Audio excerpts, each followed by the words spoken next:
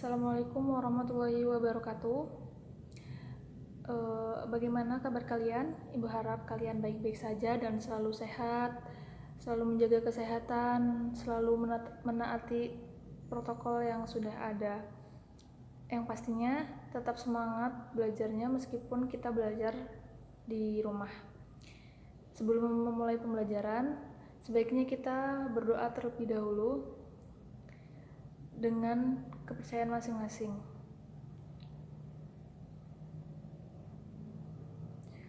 Berdoa selesai. Pada pembelajaran minggu lalu kita belajar mengenai teks tanggapan tentang struktur teks tanggapannya secara garis besarnya ya. Hari ini kita akan belajar tentang teks tanggapan, lebih tepatnya mengenai kaidah kebahasaan teks tanggapan. Jangan lupa kalian mengisi presensi yang ada di Google Classroom dan yang ada di WhatsApp Group. Sebelum memulai pembelajaran, alangkah baiknya kita mengetahui tujuan pembelajaran kita. Tujuan pembelajaran kita hari ini yaitu kalian dapat merancang teks tanggapan dan membuat kritik sanggahan atau pujian dalam bentuk teks tanggapan secara lisan atau tulisan dengan memperhatikan struktur dan kebahasaannya. Kita mulai materi hari ini tentang kaidah kebahasaan teks tanggapan. Ciri kebahasaan teks tanggapan dapat dilihat dengan banyaknya jenis kata dan kalimat sebagai berikut. Yang pertama, menggunakan kalimat aktif, yang merupakan biasanya kalimat aktif itu kalimat yang subjeknya melakukan suatu perbuatan atau pekerjaan yang ditandai oleh verba yang tadi Ibu katakan, kata kerja ya, yang berimbuhan me, an, dan ber. Contohnya, pada kalimat Afandi melukiskan kebun cengkeh tersebut dengan apik. Jadi kalimat aktifnya itu pada kata melukiskan, kata kerja lukis yang berimbuhan me dan an. Selanjutnya yang kedua ada banyak menggunakan kata tugas yang menyatakan hubungan gramatikal yang tidak bisa digabungkan dengan imbuhan atau afiks ya, dan tidak mengandung makna leksikal. Contohnya ke, di, dari, oleh, karena, sehingga, bahwa, dan lain sebagainya. Selanjutnya nomor 3 yaitu menggunakan kalimat deskripsi. Kalimat deskripsi yang menggambarkan sesuatu yang dengan pemaparan yang rinci dan jelas. Jadi di dalam teks tanggapan itu ada menggunakan kalimat deskripsi, yaitu menggambarkan dengan secara detailnya. Lalu penggunaan kalimat penilaian dalam model tanggapan kritis. Yang kelima ada menggunakan kalimat pujian dalam model tanggapan pujian. Selanjutnya jenis-jenis teks tanggapan.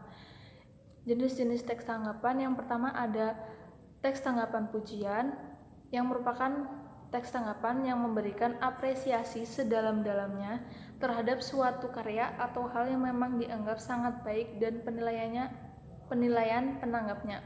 Jadi model tanggapan pujian ini pujian. Mesti kalian tidak asing dengan kata pujian. Biasanya pujian itu sesuatu hal yang baik, seperti itu ya. Intinya kita itu memuji dengan kata yang baik dan sopan guna mengapresiasi. Kadang kita memberikan pujian kepada orang lain kan, orang lain yang kita puji itu akan menambah kepercayaan diri maupun semangat, seperti itu ya. Misal kalian membuat puisi, lalu teman kalian memuji puisi kalian, mesti kalian tambah semangat dalam membuat puisi, lalu percaya diri dengan puisinya yang kalian buat, seperti itu ya. Yang kedua ada tanggapan kritik. Model tanggapan kritik biasanya yang menelaah secara teliti, secara hati-hati dan bijaksana sehingga kesalahan sekecil apapun dapat tampak dan ditanggapi. Biasanya teks tanggapan kritik ini sesuatu hal yang mungkin karena buruk, tapi tidak juga jika kita mengkritik dengan sopan santun, itu kita mengkritiknya pun akan lebih baik seperti itu, tidak seperti kritikan yang buruk seperti itu ya. Selanjutnya model tanggapan saran. Jadi model tanggapan saran ini merupakan alternatif yang lebih baik dalam situasi dan kondisi apapun dalam menanggapi dengan santun, karena dapat memberikan kritik membangun, bukan hanya mengumbar kesalahan suatu karya atau hal saja. Jadi saran ini terkadang kita itu butuh saran dari orang lain agar kita dapat menjadi orang yang lebih baik lagi. Semisal kita membuat sesuatu, lalu teman kita memberikan saran, gimana kalau semisal kamu jangan seperti ini, jangan membuat yang seperti ini, seperti itu ya. Seperti tadi contohnya membuat puisi, dari isi puisi itu mungkin ada kata-kata yang mungkin kurang baik atau apa, lalu teman kalian memberikan saran, bagaimana kalau puisi itu jangan ada kata yang seperti itu, seperti ini.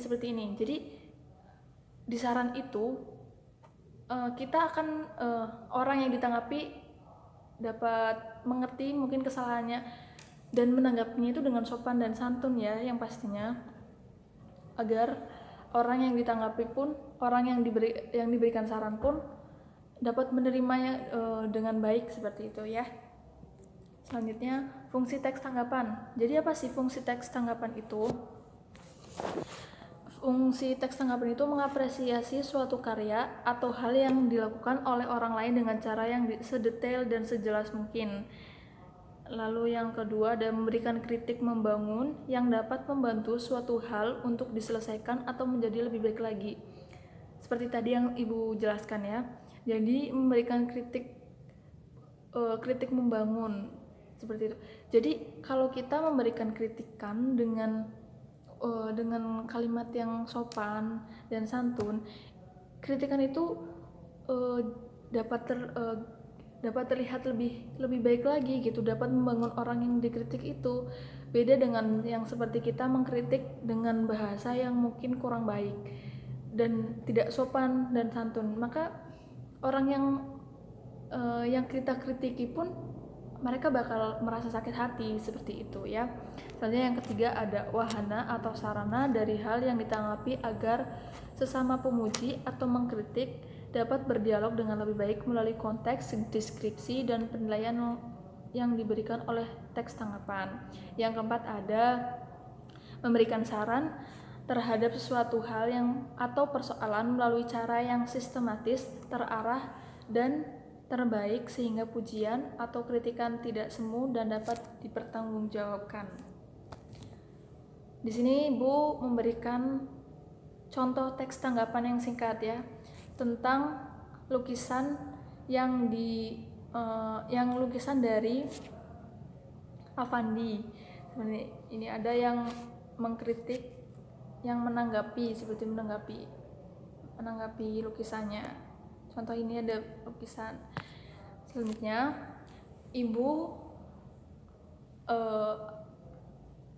ingin kalian tugas hari ini Ibu mau kalian mencari benda ataupun apa yang bisa untuk kalian tanggapi. Lalu kalian buatlah teks tanggapan yang sesuai dengan struktur dan teks kebahasaan yang minggu lalu Ibu berikan ya. Ibu harap kalian bisa lebih mengingat lagi tentang materi yang minggu lalu yang Ibu berikan ya. Ibu kira cukup sekian pembelajaran pada hari ini.